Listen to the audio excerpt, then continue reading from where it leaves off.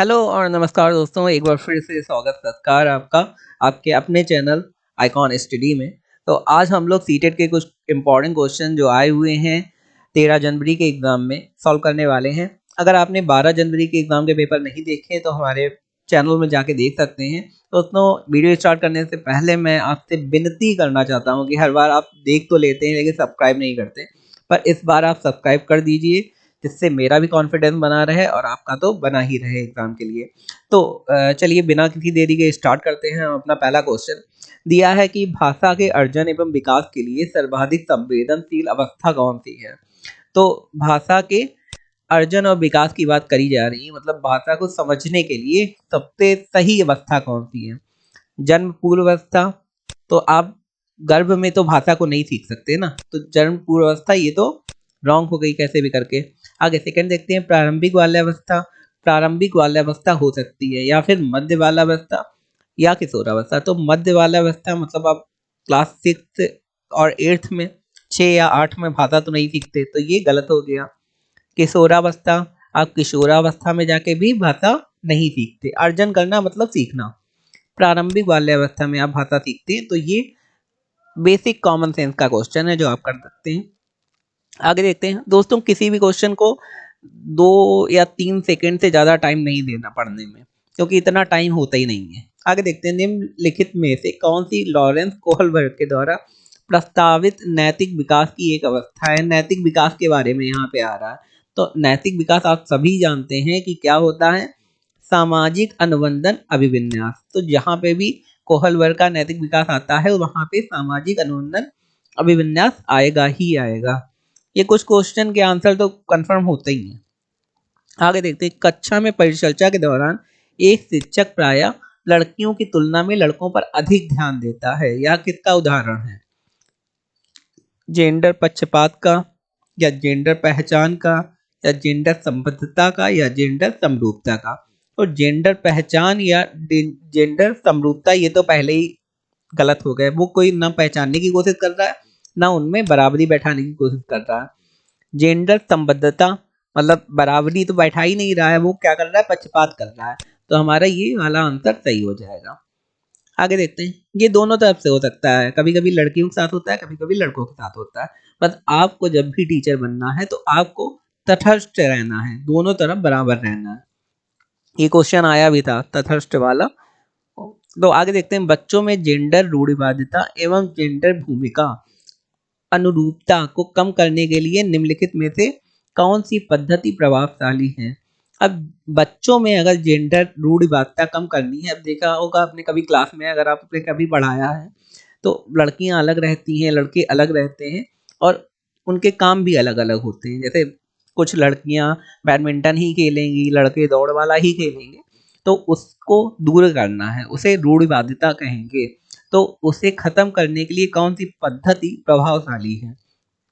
पहला दिया है जेंडर पक्षपात के बारे में परिचर्चा करेंगे हम लोग, या फिर जेंडर विशिष्ट भूमिकाओं को महत्व देंगे, या फिर जेंडर पृथक खेल समूह बनाना है, या फिर जेंडर पृथक बैठने की व्यवस्था बनाना है। तो दोस्तों, पहली बात, जो पृथक करने वाली चीजें हैं वो तो हटाई देनी, क्योंकि जेंडर समरूपता की बात हो रही है। आगे देखते हैं, जेंडर विशिष्ट भूमिकाओं को महत्व देना है। ऐसी भूमिकाओं को महत्व देना है जिसमें जेंडर महत्वपूर्ण हो, ऐसा बिल्कुल ही नहीं करना है। उनके मन से जेंडर निकाल ही देना है। तो उसके लिए क्या है, जेंडर पक्षपात के बारे में परिचर्चा करनी है बच्चों से, उन्हें समझाना है कि कोई अंतर नहीं है, अंतर जो भी है वो आपके सिर्फ मन में है। आगे देखते हैं, क्वेश्चन है, निम्नलिखित में से किस मनोवैज्ञानिक ने बच्चों को ज्ञान के सक्रिय जिज्ञासु के रूप में देखते हुए उनके चिंतन पर सामाजिक एवं सांस्कृतिक, ये इंपॉर्टेंट है, मैं बार बार कह रहा हूँ, सामाजिक एवं सांस्कृतिक विषय वस्तुओं के प्रभाव को महत्व दिया है। तो इसका आंसर क्या होगा, इसका आंसर होगा लेव वाइगोस्की। तो मैं ये बार बार बता रहा हूँ कि जहाँ भी सामाजिक और सांस्कृतिक आ जाता है वो सबसे ज्यादा महत्वपूर्ण होगा, उसमें लेव वाइगोस्की लगाएंगे। अब कहीं कहीं आ जाता है जैसे जीन पियाजे वाला, तो स्कीमा वाला आ जाता है, लेकिन उसके साथ सामाजिक और सांस्कृतिक भी दिया होता है, तो जीन पियाजे ना लगा के लेव वाइगोस्की लगाएंगे। जहां पे भी आपको सामाजिक और सांस्कृतिक दिखता है आंख बंद करके लेव वाइगोस्की लगा देंगे आप। आगे देखते हैं क्वेश्चन, आगे देखते हैं, ये बड़ा क्वेश्चन है थोड़ा, लेकिन आपको जल्दी पढ़ना है। जिक्सा पहेली को करते समय 5 वर्ष की नजमा स्वयं से कहती है नीला टुकड़ा कहाँ है। वो खुद से बात कर रही है कि नीला टुकड़ा कहाँ है जो उसे नहीं मिल रहा होगा। नहीं, यह वाला नहीं, गाढ़े रंग वाला, जिससे यह जूता पूरा बन जाएगा। तो वो जिक्सा पहेली में एक जूता बनाने की कोशिश कर रही है, उसे कोई नीला टुकड़ा नहीं मिल रहा है जिससे वो जूता पूरा बन जाए। तो उसे ढूंढ रही है और खुद से पूछ रही है, क्योंकि कोई बैठा नहीं वहां पे। खुद से पूछ रही है कि ये कहाँ पे है, जैसे हम लोग कभी कभी खुद से बातें करते हैं। तो इस प्रकार की वार्ता को वाइगोत्स्की किस तरह संबोधित करते हैं।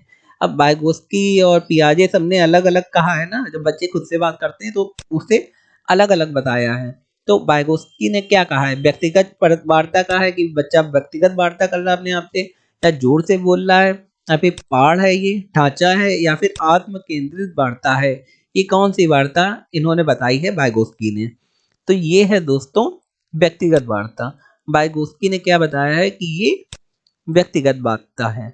तो ये वाइगोत्स्की के इंपॉर्टेंट है, जरूर ध्यान रखिएगा, क्योंकि सबसे ज्यादा क्वेश्चन आते हैं वाइगोत्स्की से। बच्चों को संकेत देना तथा आवश्यकता पड़ने पर सहयोग प्रदान करना निम्नलिखित में से किसका उदाहरण है। तो ये प्रबलन का उदाहरण है, या फिर अनुबंधन का उदाहरण है, या फिर मॉडलिंग का उदाहरण है, या फिर पाठ या ढांचा का उदाहरण है।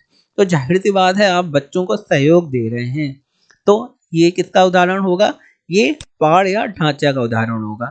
जब भी बच्चों को सहयोग देने की बात आएगी तो आप क्या कर देंगे, पाठ या ढांचा। ठीक है। एक चीज मैं आपको और बता देता हूँ, ये इसे इंग्लिश में स्कैफोल्डिंग कहते हैं, जिससे आपको कंफ्यूजन ना हो। अगर आपको हिंदी में नहीं समझ में आ रहा है तो इंग्लिश में देख लीजिए।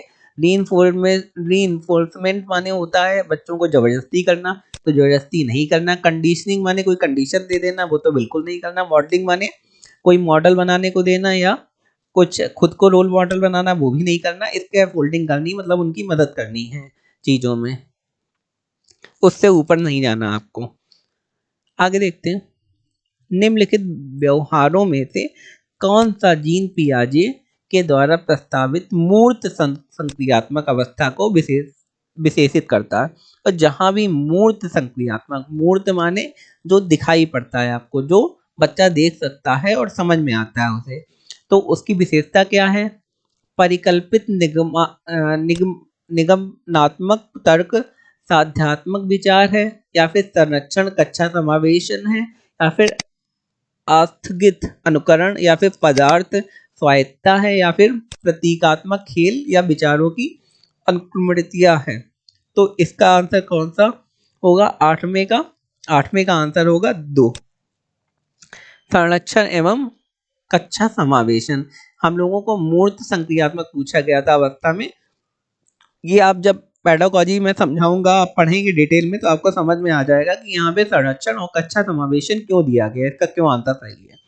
आगे देखते हैं, बच्चों के संज्ञात्मक विकास के संदर्भ में निम्नलिखित में से कौन सा पियाजे की संरचना है। पियाजे ने क्या बताया था, ये तो सभी को पता है, आंख बंद करके आप स्कीमा लगाएंगे जब पियाजे आएगा। आगे देखते हैं, आकलन का प्राथमिक उद्देश्य क्या होना चाहिए। जब बच्चों का आकलन मतलब परीक्षा लेते हैं तो उसका प्राथमिक उद्देश्य क्या होना चाहिए। क्या विद्यार्थियों के लिए श्रेणी निश्चित करना है आकलन का उद्देश्य, कि उन्हें श्रेणी में बांट दो कि ये फर्स्ट है, ये सेकंड है, ये थर्ड है, ये 10th है, ये 30th है, ये लास्ट है। ऐसा तो नहीं करना। आगे सेकंड में क्या दिया है, संबंधित धारणाओं के बारे में बच्चों को स्पष्टता तथा भ्रांतियों को समझाना है। जो बच्चों ने धारणाएं बनाई हैं उसके बारे में बच्चों को स्पष्ट करना है, उनकी भ्रांतियों को समझाना है। आगे विद्यार्थियों के प्राप्तांक के आधार पर उनको नामांकित करना है, ये तो बिल्कुल ही नहीं करना है। उन्हें पहला दूसरा नहीं बनाना। रिपोर्ट कार्ड में उत्तीर्ण व अनुत्तीर्ण करना, ये भी कोई उद्देश्य नहीं है। जब हम लोग किसी बच्चे की परीक्षा लेते हैं तो उसे समझाना है कि आप कहाँ पे गलती कर रहे हो, तो सेकंड नंबर आंसर आपका सही हो जाएगा। आगे देखते हैं, निम्नलिखित कथनों में से कौन सा बुद्धि के बारे में सही है। तो बुद्धि एक निश्चित योग्यता है जो जन्म के समय ही निर्धारित होती है। ये कहना कुछ हद तक सही होगा, लेकिन इसमें सामाजिक चीजें भी फर्क डालती हैं, तो ये गलत हो गया आपका। बुद्धि को मानकीकृत परीक्षणों के प्रयोग से सटीक रूप में मापा एवं निर्धारित किया जा सकता है। बुद्धि को सटीक रूप से तो नहीं मापा जा सकता है, तो ये भी आपका गलत हो गया। आगे थर्ड दिया, बुद्धि एक एकात्मक कारक तथा एक एकाकी विषय है। बुद्धि एकाकी नहीं है, बहुबुद्धि सिद्धांत आपने पढ़ा ही होगा। आगे बुद्धि बहुआयामी है तथा जटिल योग्यताओं का एक समूह है। तो ये सही है कि बुद्धि बहुआयामी है, अलग अलग तरह की होती है और जटिल योग्यताओं का समूह है। आगे रूही हमेशा समस्या के एकाधिक समाधानों के बारे में सोचती है, मतलब एक समस्या को कई तरीके से करा जा सकता है, रूही ऐसा सोचती है। इसमें से काफी समाधान मौलिक होते हैं। रूही किन गुणों का प्रदर्शन कर रही है? रूही किस तरीके के गुणों का प्रदर्शन कर रही है? क्या सृजनात्मक विचारक है रूही? ऐसा है क्या? मतलब खुद सोच रही है। अभिसारिक अभिसारिक विचारक है या अनमन्य विचारक है या फिर आत्म केंद्रित है? रूही क्या है? जब वो खुद ही विचार कर रही किसी प्रॉब्लम को अलग अलग तरीके से सॉल्व करने का, हल करने का, तो रूही सृजनात्मक विचारक है। मतलब वो सृजनात्मक कुछ नया करने की कोशिश कर रही। सृजनात्मकता माने क्या होता है? कुछ नया करने की कोशिश करना। तो रूही वही कर रही है। आगे देखते हैं। शिक्षण अधिगम प्रक्रिया में वंचित समूह से संबंधित विद्यार्थियों के द्वारा सहभागिता कम होने की स्थिति में एक शिक्षक को क्या करना चाहिए? वंचित समूह माने जो शेड्यूल कास्ट हैं, ऐसे बच्चों की सहभागिता कम होती है, या जो गरीब हैं, ऐसे बच्चे पढ़ने के लिए नहीं आ पाते, तो वो भी आए, इसके लिए शिक्षक को क्या करना चाहिए? बच्चों को विद्यालय छोड़ने के लिए कहना चाहिए कि तुम नहीं आ सकते, तुम्हारे पास पैसा नहीं तो चले जाओ, हमें कोई मतलब नहीं। तो ऐसा तो नहीं है। आगे इस स्थिति को जैसा है वैसे स्वीकार कर लेना चाहिए, ऐसा भी नहीं चाहिए करना चाहिए। हम लोगों को उनकी मदद करनी है। इन विद्यार्थियों से अपनी अपेक्षाओं को कम करना चाहिए, बिल्कुल नहीं करना चाहिए, बढ़ाना चाहिए, बल्कि अपनी शिक्षण पद्धति पर विचार करना चाहिए तथा बच्चों की सहभागिता में सुधार करने की कोशिश करना चाहिए। हम लोगों को सोचना चाहिए कि हम लोग कहाँ पे गलत हैं और उसे सही करने की कोशिश करना चाहिए। आगे एक समावेशी कक्षा में एक शिक्षक को विशिष्ट शैक्षिक योजनाओं को क्या करना चाहिए? एक समावेशी कक्षा मतलब जहाँ पे हर तरीके के बच्चे हों, तो क्या करना चाहिए? तैयार नहीं करना चाहिए, तो ये तो गलत है। कभी कभी तैयार करना चाहिए, ये भी गलत है। सक्रिय रूप से तैयार करना चाहिए, तो ये सही है। हतोत्साहित तो बिल्कुल ही नहीं करना। नेगेटिव जो भी नकारात्मक है वो पहले ही आप गलत कर देंगे। आगे देखते हैं। पठन वैफल्य बच्चों के प्राथमिक लक्षण क्या है? जो बच्चे पढ़ नहीं पाते तो उनके प्राथमिक लक्षण क्या है? न्यून अवधान विकार है उनके अंदर, या फिर अवसारी चिंतन करते हैं और पढ़ने में धारा प्रवाहिता है, या फिर धारा प्रवाह पढ़ने की अक्षमता, या फिर एक ही गति विषय कार्य को बार बार दोहराना। तो जो पाठन पठन वैफल्य बच्चे होते हैं, जाहिर सी बात है वो जो पठन वैफल्य और जो दूसरी बार दिया था कि बच्चे बार बार एक शब्द को बोलते हैं, वो दोनों एक अलग अलग चीजें हैं। अगर बार बार शब्द को बोलते हैं वो आ जाए तो ये वाला सही होगा। अगर पठन वैफल्य आए तो हमारा तीसरा नंबर वाला सही होगा। तो तीसरे में आप लगा के आएंगे कि धारा प्रवाह पढ़ने की अक्षमता है। आगे देखते हैं। शिक्षा का अधिकार अधिनियम 2009 में उल्लेख की गई समावेशी शिक्षा की अवधारणा निम्नलिखित में से किस पर आधारित है? तो ये व्यवहारवादी सिद्धांत है। 2009 से क्वेश्चन आता है, ये आपको पता है। ये व्यवहारवादी सिद्धांत है या फिर अशक्त बच्चों के प्रति एक सहानुभूति अभिवृत्ति है। तो सहानुभूति हमको बिल्कुल नहीं दिखानी बच्चों को। क्यों नहीं दिखानी? क्योंकि बच्चों को दीनहीन नहीं समझना है। ठीक है, ये व्यवहारिक खाली सिद्धांत नहीं है। हम लोगों ने जो अभिधारणा बनाई है 2009 में, वो सिद्धांत नहीं है।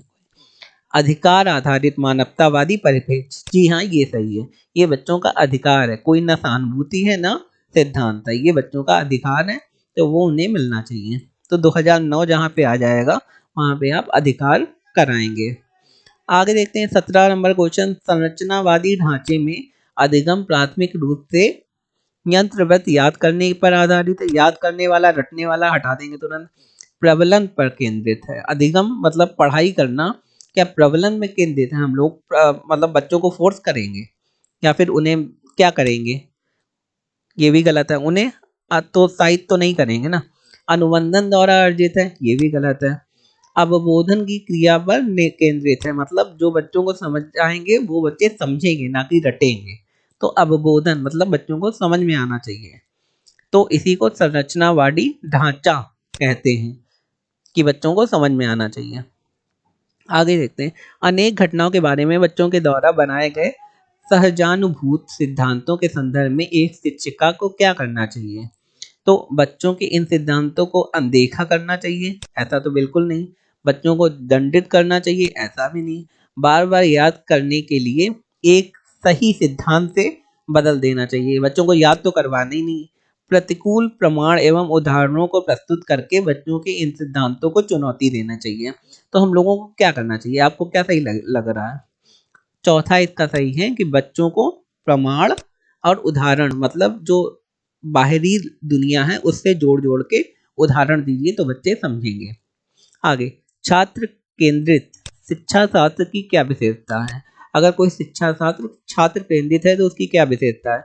केवल पाठ्य पुस्तकों पर निर्भर होना ये विशेषता है? तो ऐसा तो नहीं है। बच्चों के अनुभवों को प्रमुखता देना या फिर यंत्रवत याद करना, रटना वटाना तो कुछ है ही नहीं। योग्यता के आधार पर विद्यार्थियों को नामांकित करना तथा वर्गीकरण करना, तो ये भी नहीं है। बच्चों को डिवाइड नहीं करना, भागों में नहीं बांटना। तो बच्चों को बच्चे के अनुभवों को प्रमुखता देना है कि बच्चे क्या समझे हैं दुनिया से और आपने उन्हें किस तरीके से उस चीज को समझाया है। आगे देखते हैं। संवेग एक संज्ञान संवेग एवं संज्ञान एक दूसरे से क्या है? पूर्णतः अलग हैं या फिर स्वतंत्र हैं या फिर सन्निहित हैं या संबंधित नहीं है? जो संवेग और संज्ञान है ये दूसरे में सन्निहित हैं, क्योंकि संवेग से संज्ञान निर्भर करता है और संज्ञान पर संवेग निर्भर करता है। तो दोस्तों, अगर आपको अच्छा लगा हो हमारा वीडियो, मैं फिर कहूँगा लाइक शेयर सब्सक्राइब जरूर करिए, इससे कॉन्फिडेंस हम दोनों का बना रहे। और best of luck for your examination. Thank you.